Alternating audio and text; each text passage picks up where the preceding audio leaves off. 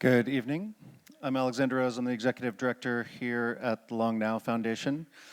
The season is upon us that about half of Long Now's general fund comes from this time of year. So I'm obligated to remind you that, many of you are members, and thank you. That's about half of our general budget. The other half is really donations that come in this time of year. So if you're interested in a bottle at the interval, or if you do end of year philanthropy, it is greatly appreciated.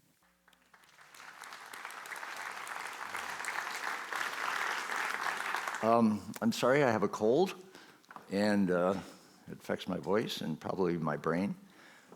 If anybody wants to shake my hand, show me your elbow.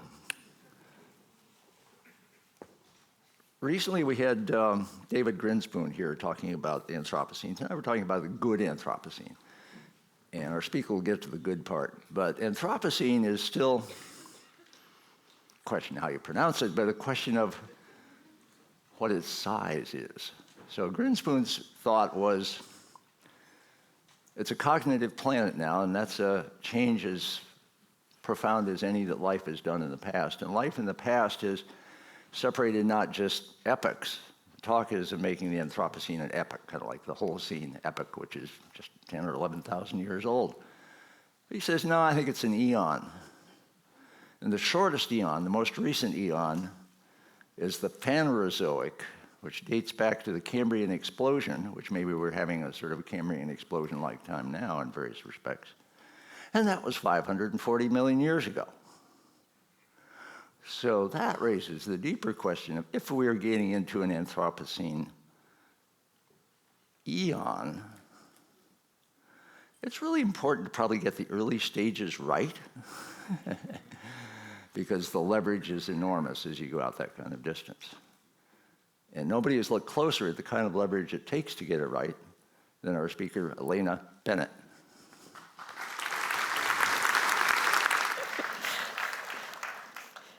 Thanks, Stewart. Great. So, I want you to picture standing here in North America in the Middle Ages, sometime between the 5th and 15th century. Let's pick the year 1,000 years ago. This is Cahokia. It's a large Native American city from that time period, probably the largest one. It's just outside what's now St. Louis.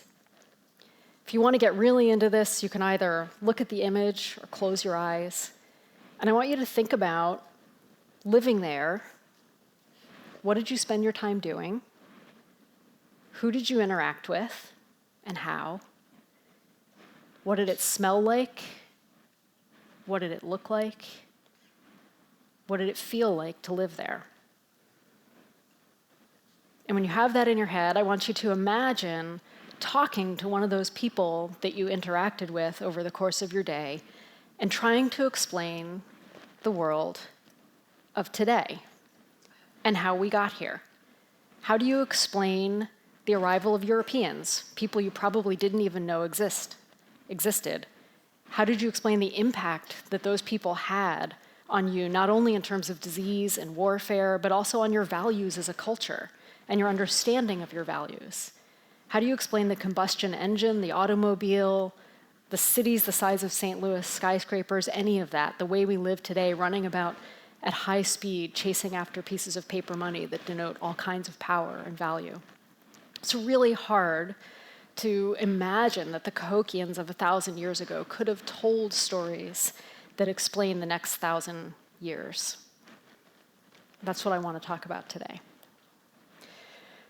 So before we head on our journey into the future, though, I want to think a little bit about today and where we are. So let's start in the Anthropocene, a new geologic epoch in which humankind has emerged as a globally significant and potentially intelligent force capable of shaping the face of the planet. So what does it mean to live in the Anthropocene? And I find the best way to do that is to think about the past, at least to look back to say, well, what did it mean to live in the Holocene? So this graph shows you the conditions on Earth over the last 100,000 years through a proxy that explains global temperature. So that blue line is the proxy that tells us something about global temperature. It covers 100,000 years. That's about half the span of human existence on the planet, about half the time that we've been here with roughly the same mental and physical capabilities that we have today. So what do you see when you look at this? So one thing you should see right away is that temperature bounces around a lot, and that causes crises for people. And every time we have one of these crises, people move. So you see about 90,000 years ago or 80,000 years ago, we leave Africa in a temperature crisis. About 60,000 years ago, in another temperature crisis, we colonize Australia. Come to Europe 40,000 years ago in another temperature crisis. All of these movements driven at least by temperature crises. And then in the last 10,000 years, we get to the Holocene, this remarkably stable period. And about 1,000 years into this period of stability, we develop agriculture. And from agriculture comes literally everything else we know about human history: the Greeks, the Romans, the Enlightenment, the Industrial Revolution, and on and on. So this relatively stable period, 11,700 years long of the Holocene, it's the only state of the planet that we know for certain can support modern human societies of the kind that we have today. And we don't know what happens after that. We know that we're headed out of this, and we know that the stability of the planet is being fundamentally challenged, but we don't know what happens after this. And that brings us, me as a scientist, all of us as citizens, to what I think is a fundamental question. How can we, how should we live in this fundamentally different world that is headed out of the Holocene? And what I'm going to argue for today is that I think we need an entirely new paradigm, an entirely new way of thinking about our place on the Earth that integrates some sort of continued development of human societies and maintenance of the Earth system in some sort of resilient and accommodating state that allows human societies to live. And to develop that paradigm, I'm going to argue that we need visions of what that world is going to look like, what it's going to smell like, what it's going to feel like, and what our role is as people in that world. Okay. So first, though, I want to take one more look at what it means to be living in the Anthropocene. And I'm going to do this through the paradigm of this thing called planetary boundaries. And this emerged from the ideas on that last slide, this idea that the planet's stability, which is important because of its role in societal development, is fundamentally under threat. And so to investigate what aspects of stability might be threatened, we examined 9 different boundaries or Earth systems for which we thought there would be fundamental thresholds. And we picked them because they regulate stability of the Earth's system through some sort of interactions of land, ocean, and atmosphere. So let me walk through what these are, and then I'm going to walk through a little bit of how the state of the planet has changed relative to those through time. So if we start right up at the very top with climate change, we set this boundary to be 400 parts per million of CO2 or 350 parts per million CO2 in the atmosphere, a boundary which we've now crossed as we head over 400 parts per million CO2 in the atmosphere. If we move now clockwise around this to novel entities, this is emissions of toxic compounds like synthetic organic pollutants, radioactive materials, but also things like genetically modified organisms, nanomaterials, microplastics, things that persist in the environment for a very long time.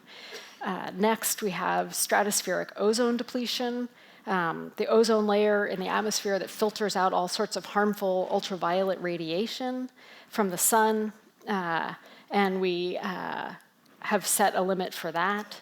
Atmospheric aerosol loading, which affects cloud formation and weather patterns, including monsoons.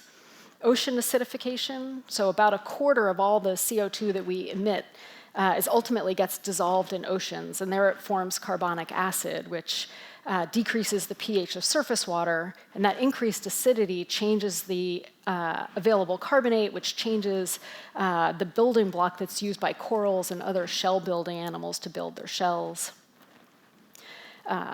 biogeochemical flows of nitrogen and phosphorus that are used as agricultural fertilizers. Again, now we reach a boundary that we have crossed with this one. We set this boundary based on keeping freshwater systems intact, and we're currently at double to triple the boundaries for those. Freshwater use, this is set because human pressure is now the driving force in determining function and distribution of global freshwater systems, and the boundary is environmental flows that maintain critical function of those systems. Land system change, which is maintenance of ecosystems that are out there, forest, wetlands, other vegetation types that are now being converted to agricultural land. And what I want you to notice primarily about these is, of these 9 systems that we think are fundamental to maintaining the Earth in a stable state, we have crossed, in yellow and red, 4 of those 9 boundaries right now. So we've crossed the boundary for land system change, or biosphere integrity, which is about species loss, for biogeochemical flows, and for climate change. And if we walk through how this happens through time, in this nice set of slides that was actually made by the same people who made that the long short that we just watched, we can see that when we start in pre-industrial times, we have a lot of question marks about where we're at, but no significantly crossed boundaries. By the 1950s, we're already crossing the boundary for biosphere integrity, which is set at maintaining 90% of the species on Earth. By this point already, we've lost over 80% in some parts of the world. We get slight increases in the 1970s in some of those boundaries. We head into the 1990s, we cross significantly more, including the stratospheric ozone depletion, which is interesting primarily because when we get to today, we come back off of that one. So that's a very interesting boundary to me, because it shows that there are some, at least, that we're able to cross, at least regionally, and then take collective global action to address. Okay. So that concludes the depressing part of what I want to talk about tonight, I hope. And it is depressing, and it is a little bit disheartening. And so what do we do about it? Well, this might be what we want to do about it, right? You know, sit in a corner of our room, plug into some virtual reality machine, and forget all of it. But I'm not here to recommend that we do that tonight. Another thing that people sometimes think we should do about it is, well, we can tell really scary stories about collapse and just try to scare the heck out of people. And maybe that will do something. And there's a lot of both scientific and popular visions of collapse and hardship. And those, at least to me, really underscore the idea that that's a pretty popular approach, actually, to handling our fears about the future. There's lots of these visions. I don't recommend that approach either, in part because those scary visions create a lot of fear and anxiety, but they don't give us anything. They don't tell us, well, what is it that I should do about that? They do a lot of what not to do.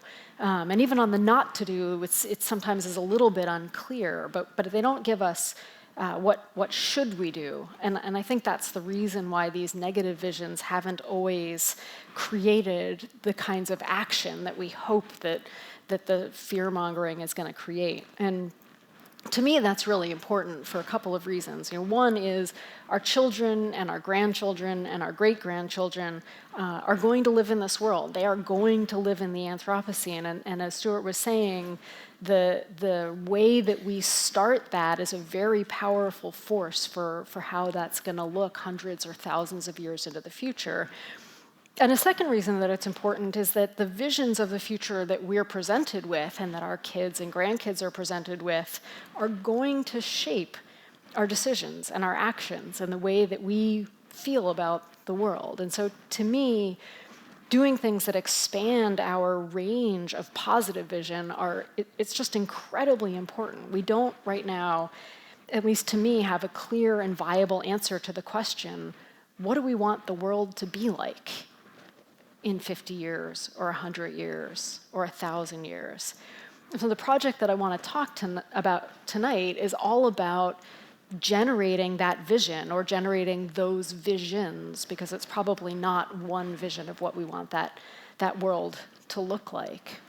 And that's important because we're facing all of these problems that make us want to sit in the corner of our room, but we're not going to solve these problems using the same thinking that got us into these problems. We somehow have to generate some sort of novel visions. It's today's thinking that got us into this problem. Let's generate some new thinking to try to get us out of it. Okay.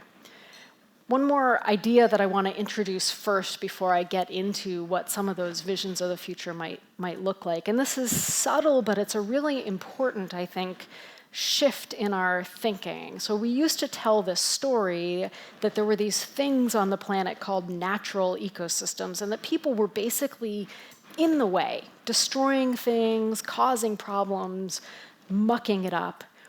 And what I want to do is suggest a subtle but important shift to a new way of thinking where people are part of the biosphere, where there are not ecosystems and social systems, but social ecological systems of people and nature that are evolving together. And I'll just point to this, which was done by Georgina Mace, who's a biodiversity scholar, who essentially traced the history of our thinking, I think really nicely, to point out why this shift in our thinking is so important. So what she's saying here is that in the 60s and 70s, the majority of the thinking, and especially the framing of conservation, was approached as this idea of nature for itself. So if we can just create some protected areas to maintain wilderness and just get out of the way, things are basically going to be okay. And that sort of thinking carried us through the 60s and 70s. In the 80s and 90s, people get a little bit more worried, and we start to do this, well, nature despite people. So here now we're worried about extinction, we're worried about population, overexploitation, and people generally believe that nature is surviving despite us. That shifts again in the early 2000s to nature for people. And here this is the idea that, well, maybe we can encourage more conservation by convincing people, by pointing out all the things that nature does for us. So we prospect for new medicines in the forest. There's all kinds of ecosystem services that we get from nature, like food and fresh water, places to recreate, aesthetic beauty, spiritual well-being. Maybe if we work on valuing these and really appreciating and understanding those, maybe that'll work for conservation.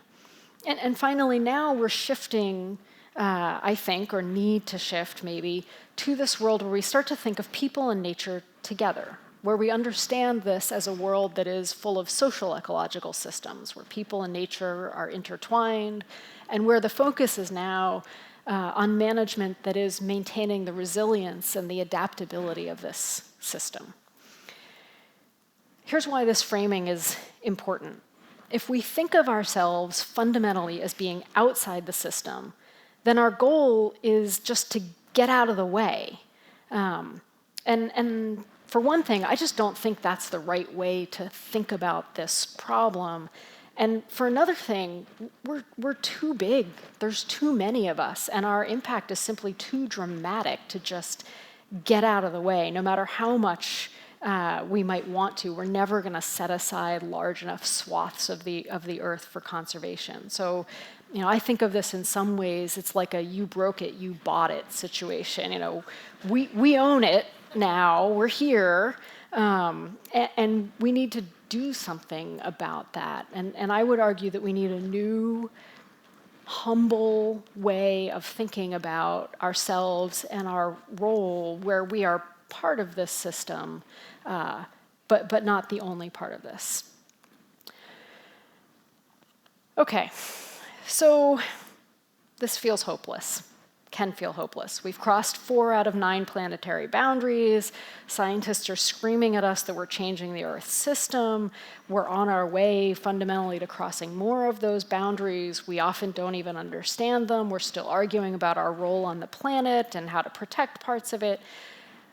So a question that follows me around all the time is, how do you move forward? How do you not just sort of stand in one anxious place, unable to take action? But how do we move forward, and how do we do it in a way that retains hope, that empowers us to bring about the kind of better world that we want to live in? Here's why that's important to me. Hope is incredibly important. Hope engenders agency and motivation to change, and agency in turn engenders hope because it creates possibility. So for example, it's hope, by creating hope for escaping maybe a poverty-stricken neighborhood, that we encourage students to study in ways that facilitate that escape, or even facilitate someone's dream of not just escaping, but coming back and improving the neighborhood that they came from, which creates more hope, which creates more agency, which creates more hope. Okay. Before I move on to hope completely, I'm just going to turn a little bit back into hopelessness, and then I promise I'll be done. This is a problem. It's only to say this, that I don't want to belittle the hopelessness or pretend like it's not there. There is really good reason for concern. We're seeing unprecedented pace of anthropogenic change. We have a lot of concerns. But if we extrapolate current bad trends, we run the risk of being self-fulfilling. People base their actions on what they believe about society and what we expect for the future. So if we only talk about problems, then we only see problems, and then we start to believe that only problems lie in our future, and we lose our hope and our agency. So this is my message for the day. The future doesn't have to be bleak. And in fact, we can point to an emergence of new thinking, innovative ways of living, different ways of connecting people to nature and people to other people that bode really well for the future. As people are becoming aware of threats to society and threats to nature, we see people, and individually and groups of people, increasingly engaging in strategies that aim to create a more just, a more prosperous, a more ecologically diverse world, what we might call a good Anthropocene. And I'm sure that you all have seen that change around you. This is little things that are done by individuals or by small groups that are aiming to change the world or some part of it. You know, even creation of this group here of the Long Now by itself is an example of a way that we're trying to think about time and change our actions on the planet. And inspirational stories and inspirational visions can be a really key component of that sort of transformation to society, helping to shape the very reality that they forecast.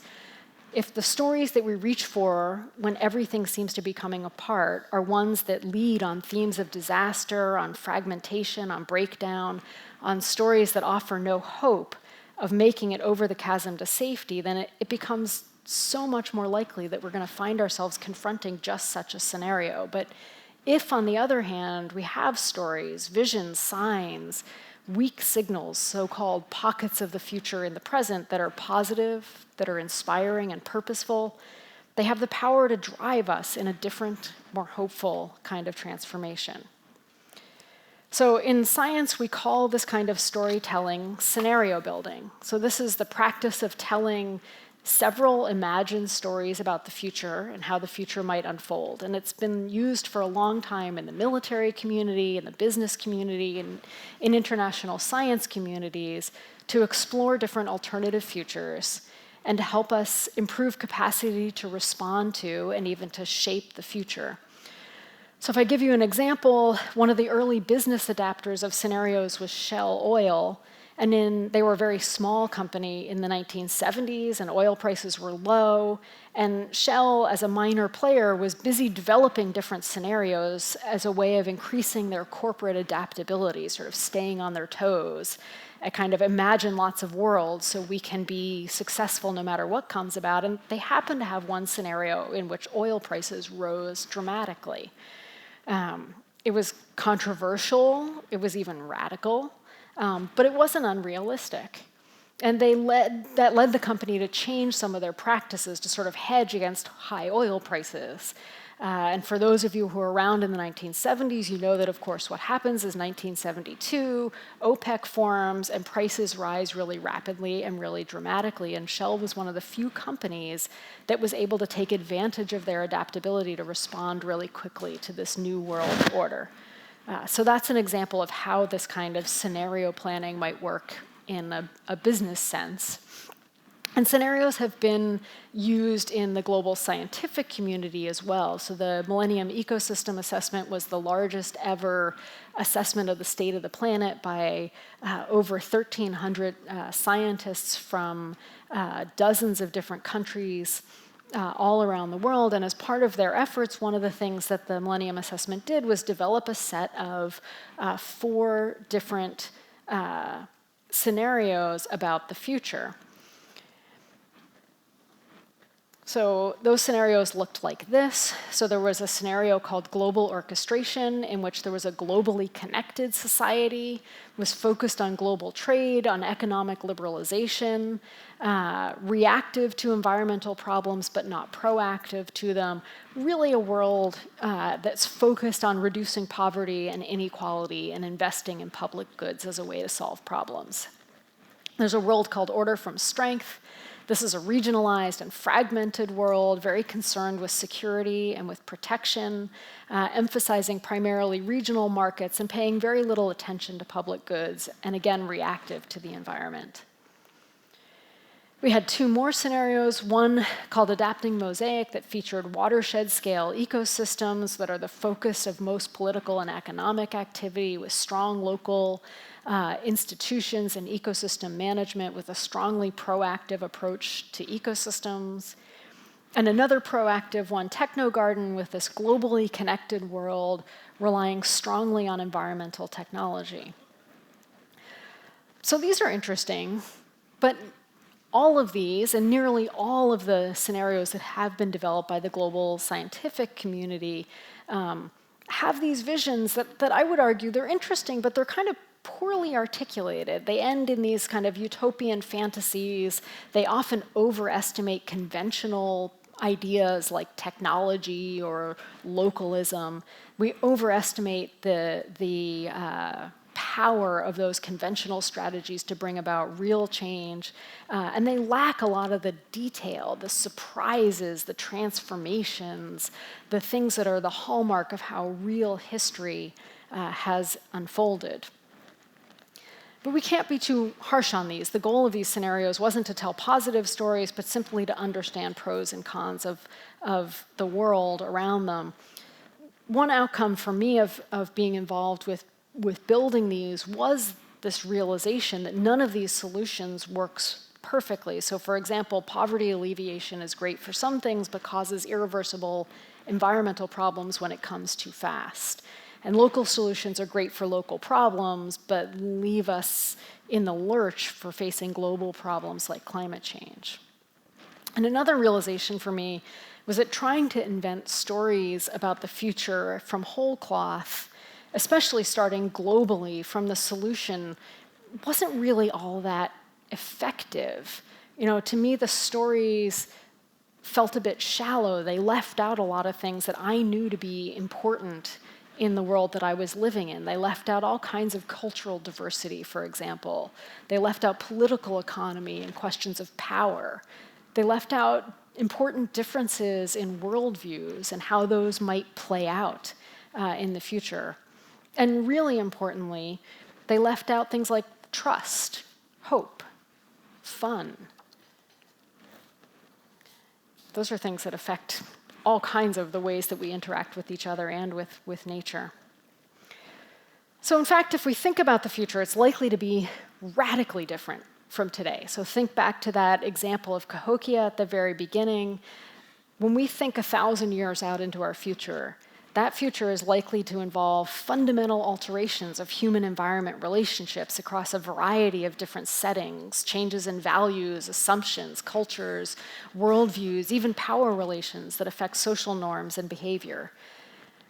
But envisioning that future is hard, right? How do you envision different cultures, different worldviews that you've never even thought of before? We haven't done such a good job of that with the global scientific community. We can draw a little bit on this kind of utopian fiction. But the issue with these, at least for scientists like myself, is they don't have to be realistic. They don't have to be scientifically rigorous. They can feature some of the things that we think are important, so trust and fun, resilience, hope. But I am seeking something that is radically novel, like these are, but that have realistic pathways that are scientifically rigorous. So how do we solve this problem? We need positive, inspirational visions that are fundamentally realistic, but radically novel. It seems like an impossible solution or possible problem. So I propose that we start with those emerging innovative ideas, those new ways of living, those transformational projects, those things that we call bright spots or seeds of a good Anthropocene. So instead of envisioning what the future looks like, why not start with the small experiments that we see all the way around us now, those experiments that are already in place, and imagine what the world might look like if those were to grow and come to fruition as larger, world-shaping ideas. So why do it that way? Well, radical change often comes from these small little seeds or experiments, which are present for long periods of time before a bigger radical transformation occurs. So as William Gibson said famously, the future is already here. It's just unevenly distributed. So what we're trying to do in our project is take a step back, look at these little positive experiments, survey all of those innovations that are happening, and wonder if we foster those, if some of them combine, if they grow into something that's bigger, how does that change the world? What does that world look like? So what is a seed when I say a seed of a good Anthropocene? So it's a way of thinking, a way of doing. It could be an institution, it could be a technology. We require that they at least partially exist, at least in prototype form. These are things that are currently at the margins. They're not dominant.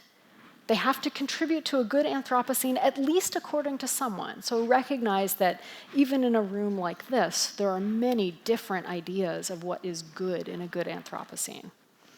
And we have to be able to scale in some way, scale up, scale out, scale in, or somehow lead to a transformation that goes beyond just the experimental stage. So I think of that as a pocket of the better future in the present that we want to grow. And so our aim in this project is to scope out some of those radical changes, and especially some of the ones that go beyond just incremental improvements that are often the focus of today's sustainability dialogue. So we talk about reducing pollution or increasing environmental efficiency of agriculture. And I want to look at something that's a little more radical than those conversations. And my assumption is that many of these seeds already exist in places around the world. We're trying to identify where they exist and understand how they occur, why they occur, and how we might grow them and foster them into something bigger. And by using these same seeds, we've also discovered that we can use these to imagine how they push out into the future and tell better stories to help envision positive realities. And once you start looking, these seeds are everywhere. So I'm going to tell you about a few examples just because I find that that helps to give a sense of what these things are. So the first one I'll start with is a project called Health in Harmony. This was started by a doctor by the name of Kinari Webb, who went to Indonesian Borneo, got really upset about the loss of orangutan habitat there. Go back to that one. And decided to do something about it. And so what Health in Harmony does is they work with local communities. She started simply by spending a year just listening to these communities and saying, okay, we have a problem, we're losing this habitat. What is going on here? Why is this happening? So spent a year listening, discovered that people were cutting down trees not because they wanted to, but because someone in their family was getting sick. Their daughter, their mother, their husband or wife, and they needed income to pay for medical care. And as a doctor, Keenery said, I see a solution to this. I will provide free or low-cost healthcare to any community that commits to reducing deforestation. And so what have they seen? They see now an over 60% decrease in illegal logging and an increase in every human health indicator that they measure in this community after just 5 years. So the next example I want to talk about is in Copenhagen. So the city of Copenhagen decided a few years ago that they wanted to have organic food offered in every public cafeteria. So every hospital, every school, every government office. And as they started looking into how to make their cafeterias organic, they very quickly discovered that they couldn't simply serve the same meals. It was far too expensive to get organic meat. And so they started changing the menus, and the menus became more vegetarian, the menus became healthier.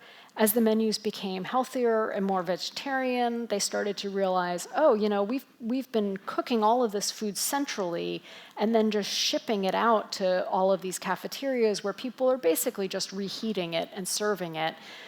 Let's train everybody to cook this food in these local cafeterias. And so after just a few years, now they've got healthier food that's being cooked locally, that's fresher, that tastes better in these cafeterias. And that's led to a whole bunch of other changes that go far beyond just changes in their cafeterias, to changes in waste stream management and other things. And then one last one, I'll talk about Songdo Smart City. This is a newly built smart city from scratch, just outside of Seoul, South Korea. This was built from scratch on about 600 hectares of reclaimed land. It's got over 100 LEED certified green buildings, a pneumatic waste disposal system, bike paths, and computerized tech throughout the entire city to monitor all kinds of things, energy use, traffic flow, you name it, they're monitoring it. And it was planned to be a sort of corporate headquarters with all of this efficient infrastructure, easy air access across Asia. But it turns out lots of Korean families are saying, wow, that's a really nice place to live, and moving there. And so that, to me, shows a nice technological example that it's possible to build these really attractive, low-impact cities that incorporate a lot of built infrastructure, that are urban, but that are sort of also incorporating a lot of ecological functioning in a way that's really socially vibrant.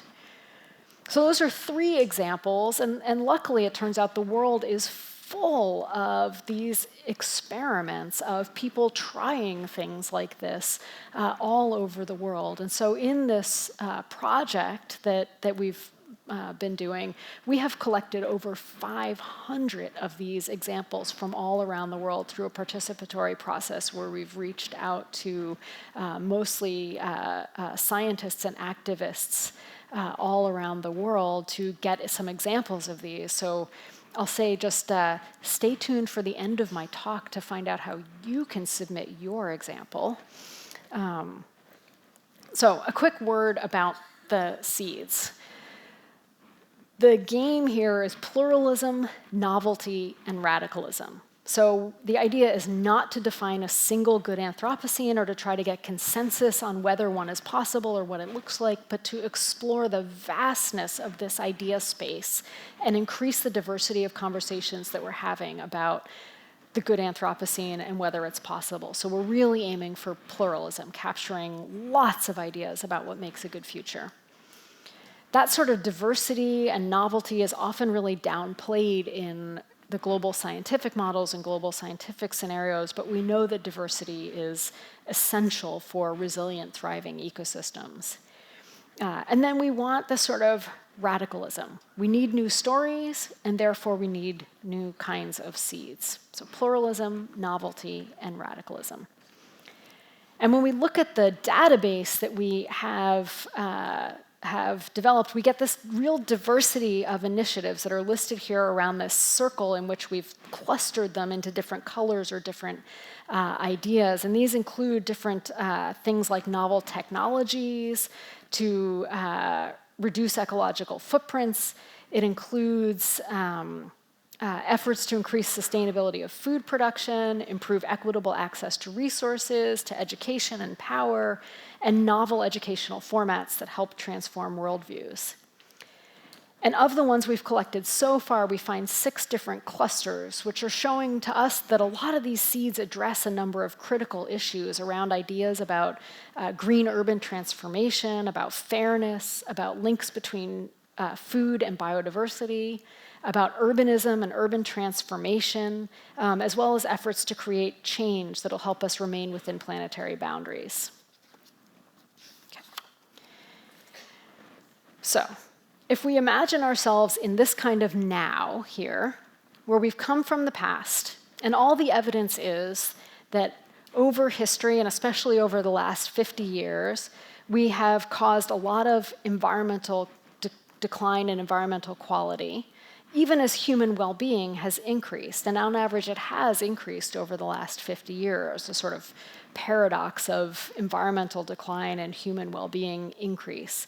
But if we imagine ourselves at this moment of coming from the past and heading into the future, how do we use the seeds to tell stories of good Anthropocenes rather than stories of dystopian collapse? Because we don't currently have a good model of how to move forward in a way that's good for people and planet, that's good for humans and nature. So this is what we hope for from putting the seeds together. So let me talk about our idea about how these seeds can grow and change. So we think that the seeds can scale in a number of different ways. So for one thing, they can scale up, which means that they might grow in place to be larger and larger. So maybe you know of an example that started in a neighborhood and became something done by a whole city. So for example, in Montreal, where I come from, there was a small pilot project in one neighborhood to collect organic waste and compost it, and that's grown to something now that the city is trying to do across the entire island of millions of people. So seeds can also scale out. That is, they can leap to new places by replicating. So for example, transition towns or transition town Totnes, which was a community-led, local-run charity, they were developed to try to strengthen local economy and reduce environmental impact, especially focused on peak oil, and building resilience for a future with cheaper energy and with changing climate. And they developed a range of different projects, and that has now become the Transition Network, which is a collection of over 1,000 different towns in 40 different countries that are doing something similar. And they can also scale deep.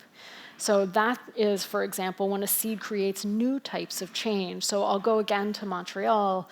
Centre Paul Roulant, which is an award-winning community organization that started as a sort of Meals on Wheels. The organization is now using food to break isolation and build bridges between individuals, and especially focusing on intergenerational interaction, and now they focus a number of different agriculture and farming operations that get people of all generations involved in growing food together. And finally, seeds can interact, and in some cases, seeds might enhance one another, and in other cases, where the visions of the future are fundamentally different, there might be negative interactions, where one seed might reduce the capability of another to grow and thrive and change. Okay. So using our database, we're now developing a new method for thinking, starting from these seeds, thinking about how they might grow and scale to develop a new kind of scenario, a novel, inductive, story-driven scenario that starts from a handful of bright spots and then imagines how those might face critical futures and critical challenges of the Anthropocene and thrive. So because the bright spots themselves are diverse, we end up with scenarios that more easily represent a diversity of views about what a good Anthropocene might look like. And because the bright spots already exist, the scenarios that we're developing, we think tend to be more realistic in their pathways of how the future comes about. So I'll show you a few pictures from a recent scenario development exercise that we ran in Sweden, where we focused on Northern European futures. We had participants from all across Northern Europe, and we focused on having not only scientists there, but also writers, artists, activists, entrepreneurs who had started seeds, and a really diverse group of people. So what we did was we started by building these things called future wheels. And what you see here in yellow, each yellow post-it there is a bright spot. In this particular case, I think we have health and harmony is one of the bright spots. We have a technological bright spot of self-driving cars. And we have a bright spot of a sort of organic agriculture.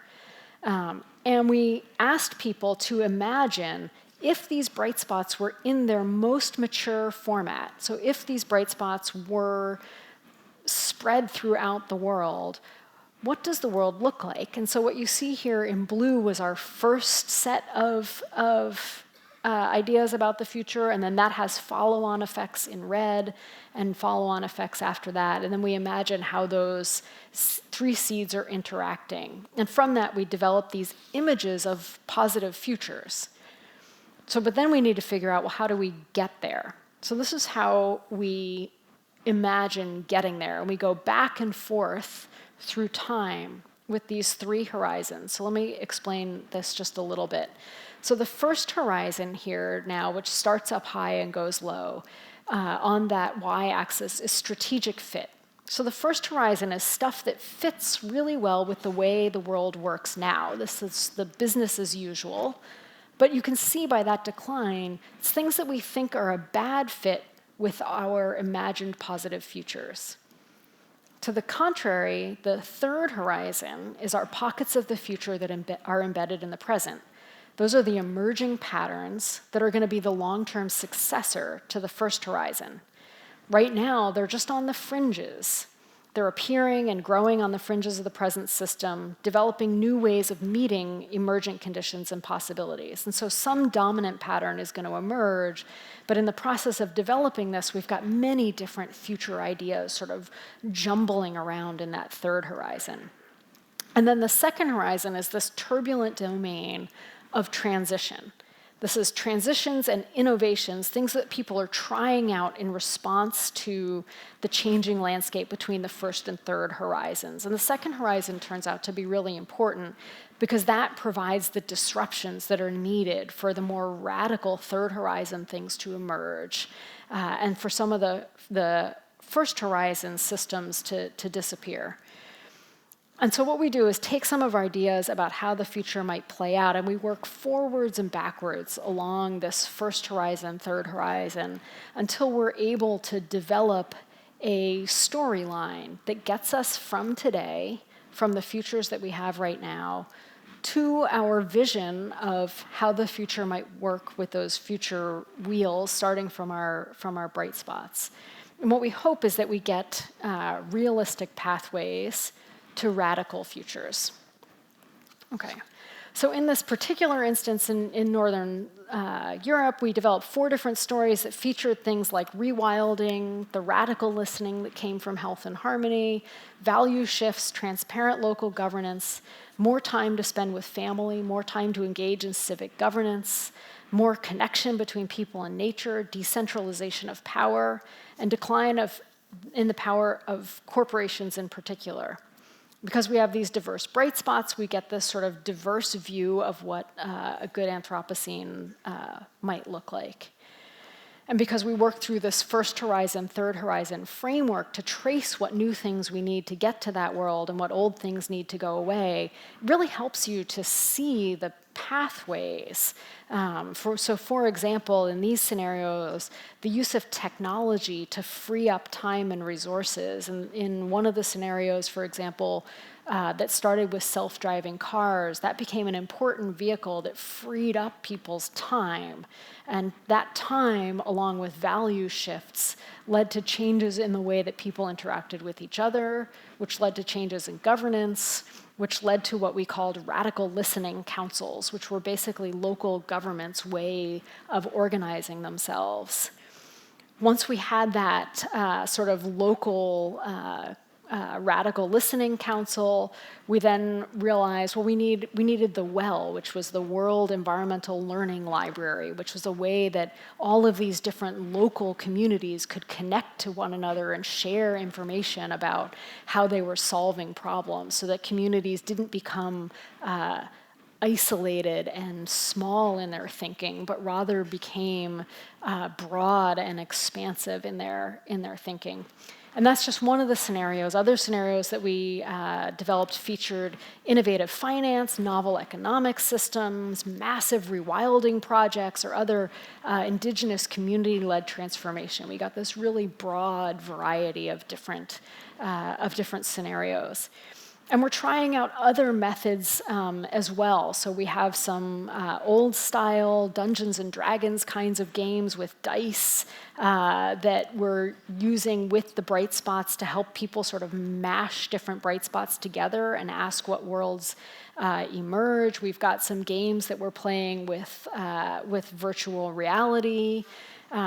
We have a series of different board games that we're playing in locations all around the world, and even an online SimCity style game that was an Audience Award nominee called Anthropocene, which was about playing an online sort of SimCity game to imagine the future.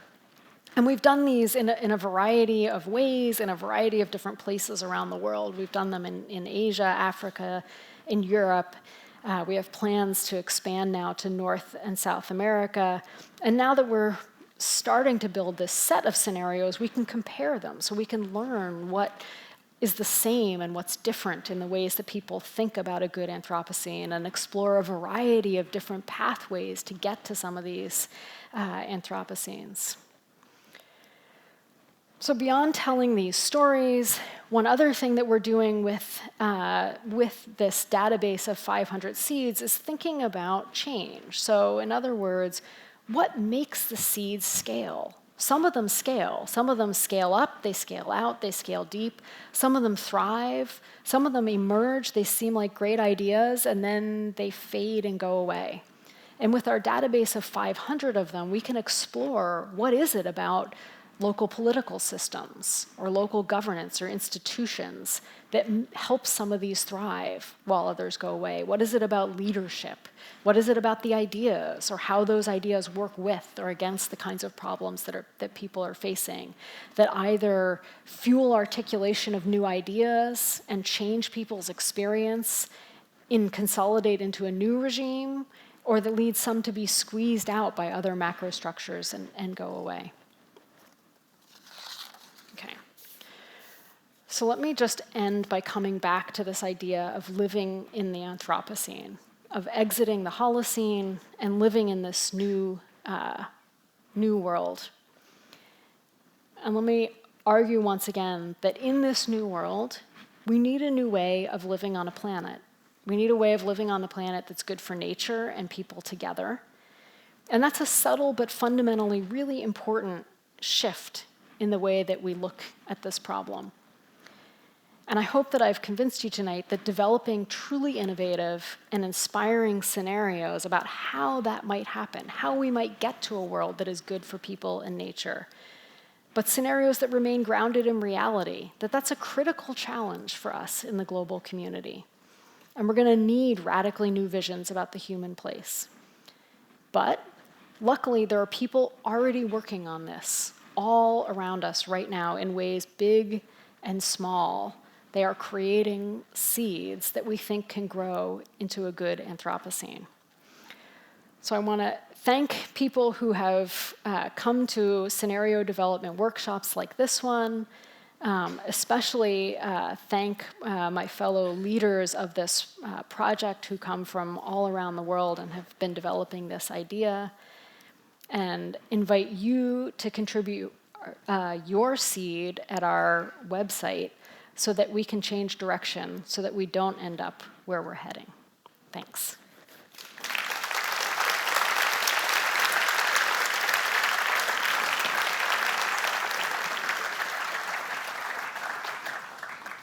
I take it you're still collecting seeds, judging by that last thing. I'll never stop collecting seeds. So what are some of the most recent that kind of got your interest? Well, I'm really interested in that. That health and harmony one really stands out to me as a systems scientist, because what I like about that one is, and what I think is so powerful about it is, at some point of time, people living in that forest there would have been a connection between human health and forest health in a world where that system was just local. People would have been, their health depended on the health of the forest around them, and that at some point with global trade, that connection gets broken, and they're more dependent on being able to buy health care from somewhere else. And what I like about what Health and Harmony did was they just sort of came in and drew that feedback back in and said, nope, you want to have healthy people, you got to keep a healthy forest. And they just put that feedback back in to create a better system. And a lot of the ones, when I look at them, a lot of the ones that are hugely successful feature that kind of thinking about system dynamics in that way. Is that one scaling yet? They're right now looking for new places to work, and they're thinking more about scaling the same idea to other places. And it's in Indonesia or where? They're in Indonesia, yeah, in Borneo. Okay, that's one. What else? So other ones that I like in particular are any ones, and there's a lot of them, so I won't name names, that have started by thinking that they were going to connect people to nature. And a lot of those are gardening projects or farming or restoration projects. And often what I'll hear these groups say is, well, I thought that what I was doing was helping people connect to nature that's outside their doorway. But what it turned out that I did was I connected people to other people. And now those people, now that they're connected, they're doing other things. They're getting politically active, or they're changing other things. And so it's again an example of how creating one connection creates possibility for scaling and lots of other connections. So you mentioned the well, which is a nice name. And Not my idea. The idea is to have these seeds basically communicating with one another. Is that already happening through you guys, or anyway, or how does that work? Only in the sense, so we've created some situations where a few of the seeds can come together. So when we run the on-the-ground scenario development workshops, like the ones that I talked about in Northern Europe, where we do this first horizon, second horizon, third horizon, we always bring a number of seed entrepreneurs to those workshops to represent their seeds. And a big draw for those folks is often connecting with some of the other seeds so that they can say, hey, how did you solve this problem? Or how do you deal with, when the local government's getting in your way? But those so far have been pretty small. And what we'd love to do is have, a seed. Could we have a confluence where we can create a gathering of hundreds or even thousands of these seed entrepreneurs? Because they have so many ideas about how to solve problems, and often they're facing the same kinds of problems. So that sort of idea sharing is important. Some of those convocations sort of regional, everybody in South Asia that's doing stuff, and some of them kind of similar in kind, so they're actually all doing stuff with cities or something like that. Right. Both kinds. And then once every some number of years, the big convocation where they all come together and go crazy. Yeah. Yeah, or across different regions, all the ones that are thinking about technology, but from all different parts of the world. You can imagine lots of ways of doing it. Question from Kevin Kelly. Have you back-checked your method by surveying seeds 25 or 50 years ago? And how prophetic were the seeds of 25 to 50 years? I was around for some of those seeds. Yeah, so we have not done that. And one of the things that I think we haven't yet done a very good job of, even within our database, is even to collect seeds that haven't worked. Because you can learn a lot from the ones that haven't worked, but people don't like to talk about those so much. They want to talk about their stuff that has worked. So is one of our next steps is to think about. You must have had a few that have pinched out by now. We've had a few that haven't worked for sure, and we've had a few because of the way that we have collected them. We've had a few that somebody says, this is a great new idea, and then somebody else says, that's actually maybe a land grab by a foreign interest. So we've had some that, are they seeds, are they not seeds? Not entirely clear. Well, I was around for the communes, which were sure they were all seeds of a much better civilization, and almost all of them pinched out for kind of soap operatic reasons, by and large. Yep. Some of the ones that persisted for a while actually were based around some kind of religious practice. Does any of that play into the ones you're looking at? I haven't looked very closely at the religion, and it doesn't stand out for me as being prominent in the ones that we've collected so far. And you notice when you look at the map, we also haven't got a great geographic spread, in part because of how we've built them. So, Australia appears empty of bright spots. It's not actually empty, it's just that we haven't gotten a good job of getting there yet. I was just sort of riffing on a question by Austin Ahrensberg, who says, what role does religion play in storytelling about environmental stewardship? And, the Bible has some stuff about dominion. That's tricky, but hey, we got dominion. Guess what? Played out. And has some stuff about stewardship and creation and protecting creation and things like that.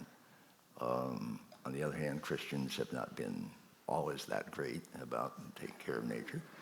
What do you got? Is there anything in there? I mean, animism, should we start? There's been a lot of tree worship going on. Is that the right thing to do?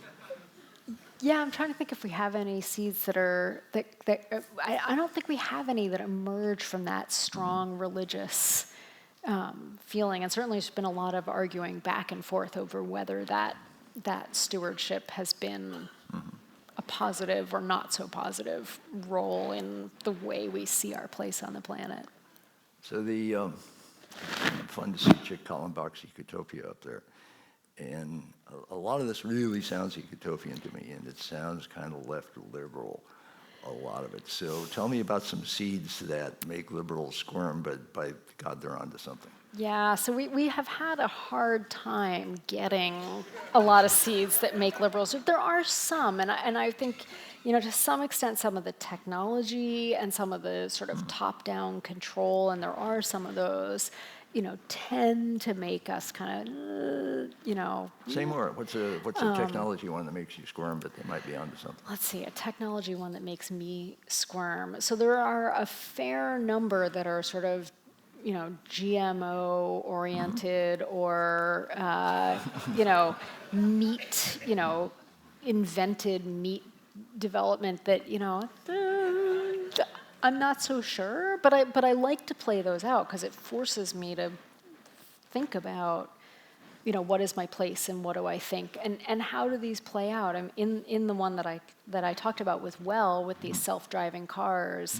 I was at first like, self-driving cars. I didn't like that so much. But you built the whole thing around that. But we built the whole thing, and it turned out, it played an important role in how that story played out because it changed the way people were interacting with each other. It changed the way people got from place to place, and it changed the way people got things from place to place. So the self-driving cars meant that people could have more sharing economy because they could just put stuff in the car and it could move from one party to the next party. So every community could have their party supplies instead of every person having party supplies. And that sort of fundamentally changed everything. And it wasn't, when people first said self-driving cars to me, I just thought, more cars, But it turned out it didn't work like that. So it was a surprising one to me. The self-driving cars want to engage agriculture. Because one of the people you quote is Earl Ellis, who we both know. And Earl's pretty strong on that drastically productive, efficient agriculture, precision agriculture with tractors that know what they're doing and they're sensing the soil and putting in just the right amount of fertilizer, just the amount of water, seeds that are separated with just the amount of distance, all this kind of stuff, which is basically robots. Instead of loving the land, soulful people, it's robots who actually you can train them to act soulful, but they're robots. Is that okay?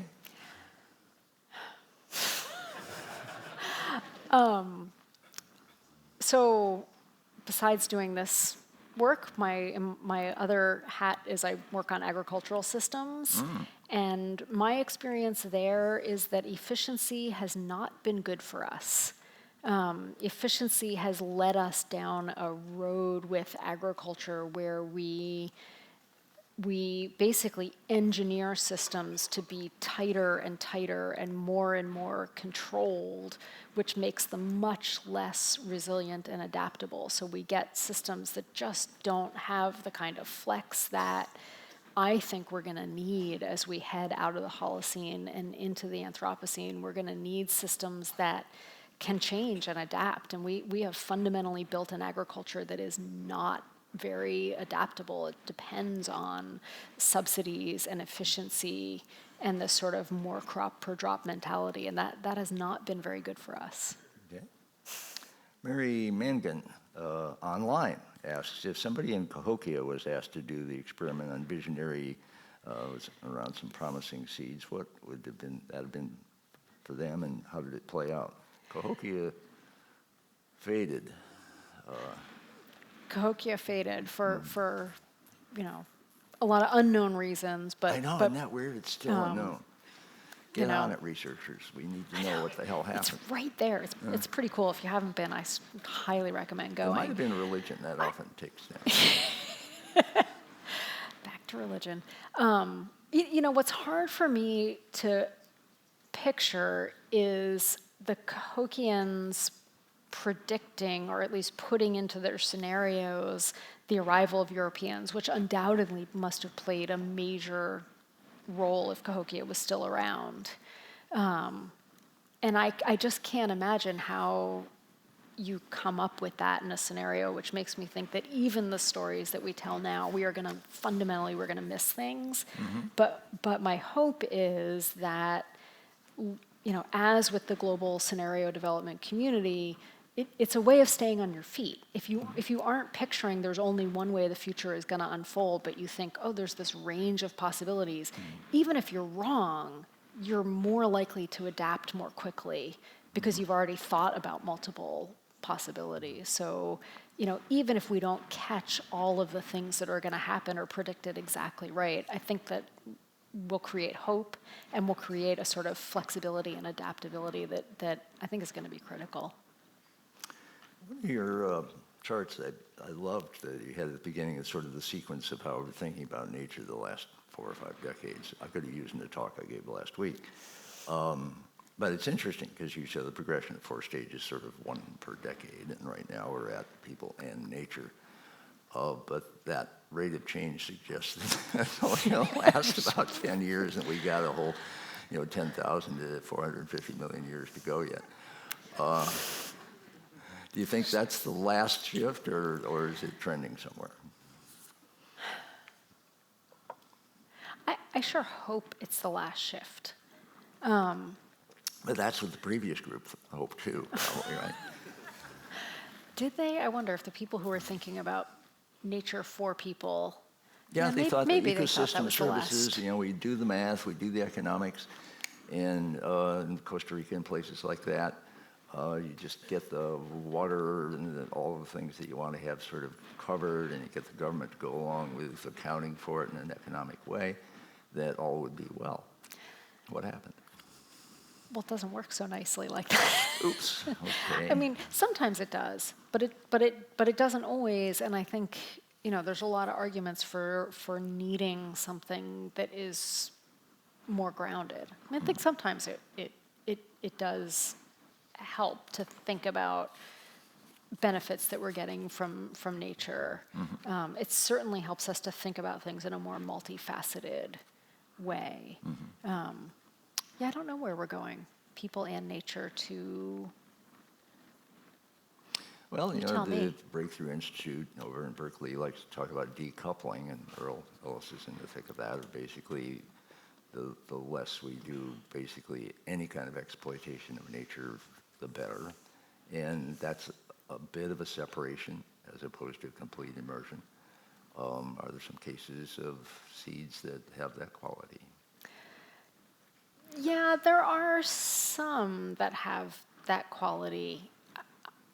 It's hard for me to imagine that we can decouple in that way. I just think there's just too many of us, let's say in the world of half Earth. Who's half? It's not going to be the rich white people half that gets given away. So it's hard for me to imagine how that plays out in a way that goes to a truly positive Anthropocene. So one of the diagrams I really loved was the one you started with, basically, the Holocene temperature change, just basically minute temperature changes versus the previous many tens of thousands of years where it was all over the place. And humanity and agriculture and civilization has basically happened in that nice weather period. Do you think that's over now, and we are going to be looking at those kinds of temperature crises indefinitely? Storms of My Grandchildren, I think, is the title of that. Yeah, I mean, I remember so clearly the first time I ever saw that graph, I just about fell out of my chair because it hadn't occurred to me that, oh, right, everything we know happens in that period of stability. So what I didn't show in that graph is at the end, if you sort of zoom in on that end, it goes like this. So it doesn't go back to up and down. It just goes up. So I don't know whether we're headed back to instability or we're just headed up into the stratosphere with that. But we're headed out of that stability, that's for sure. I suspect you have an opinion about geoengineering. A variable, changing Say opinion. My gut instinct is danger lies that direction, and so proceed with extreme caution. But there are some examples of like, oh, okay, well, what does that look like at smaller scales? I'm a little more comfortable when it looks like experiments, and when it comes with a lot of monitoring to understand, what are we doing, what's the effect of this, and then really thinking about time lags and delays, because we're not, the effects aren't always immediately apparent, and so we don't want to miss something because we've measured, right afterwards or right nearby. We want to really monitor broadly. Well, it sounds like monitoring and the smart city that you were pointing at had all kinds of sensors all over the city watching everything all the time.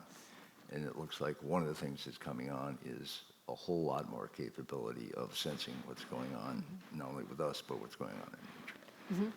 And I take it you're all for that.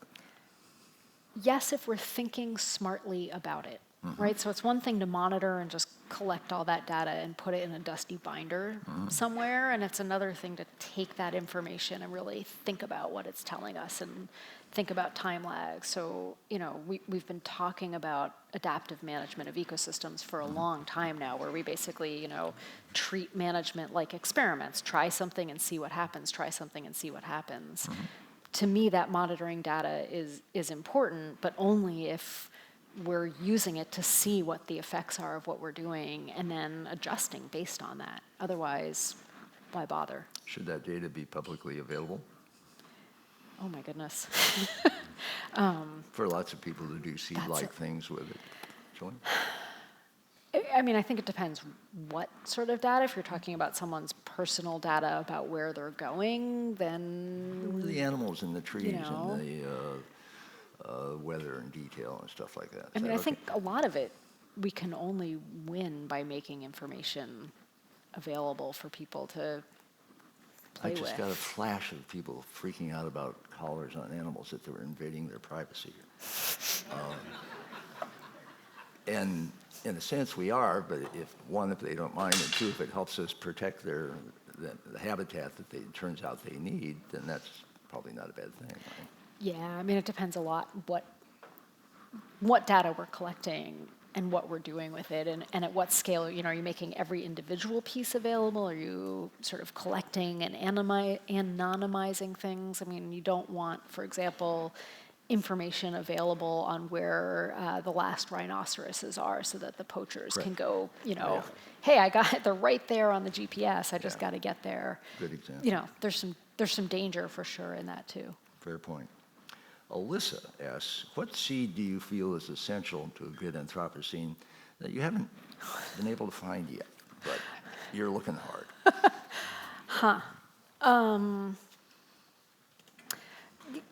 Just the talk about monitoring, I haven't seen in the seeds, at least not that I can think of. It's hard for me to have all 500 of them on recall, but I haven't seen ones that are focused on that kind of data monitoring and understanding. And that seems like that would be critical, because at least in my vision of this positive future, there is adapting and flexibility and movement all the time and changing.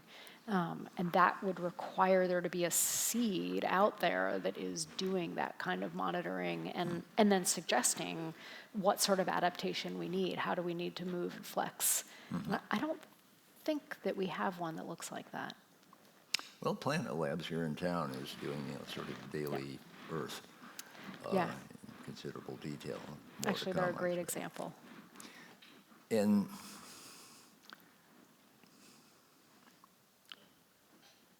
this is a frame of reference that you're developing that invites the kind of sort of ground-based, experience-based scenario planning that you're doing. And is that really moving in the direction of storytelling, of people engaging at the story level? Well, Maybe I'm not sure I understand. is there a book coming out of this for a start? Not at the moment. Can people look somewhere and see the 500 and see what they are? Yeah, so people can see on our website, you can see where we don't have all 500 up because we don't have the database up, but we post seeds and stories about them that are a little bit longer form. So you get more than just the information that's in the database. So you can look at those. Eventually you can look at the 500. What we don't have collected in any sort of way that people could access it yet is all the different stories that are coming out. So we now have dozens of different stories because we run these workshops in different parts of the world. And that, I think, would be quite interesting for purposes of comparison and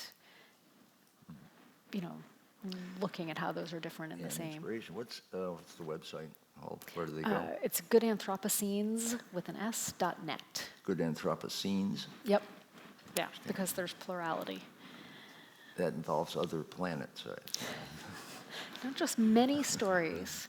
I don't like to think that there's one vision of how this is going to unfold, and we're not trying to predict the one positive pathway. I think there's a lot of positive pathways out there to choose from. For a radical seed maker, I can imagine them scrolling through the not quite 500 yet seeds that they can examine, and if they're going to be radical, they'll look, okay, that's been tried, that's been tried, that's been tried, that's been tried, and then they can imagine in themselves, but nobody's tried X, and be motivated to go get weird. Yeah, so yeah, you could do that. I think a lot of times, a lot of the ones that I see are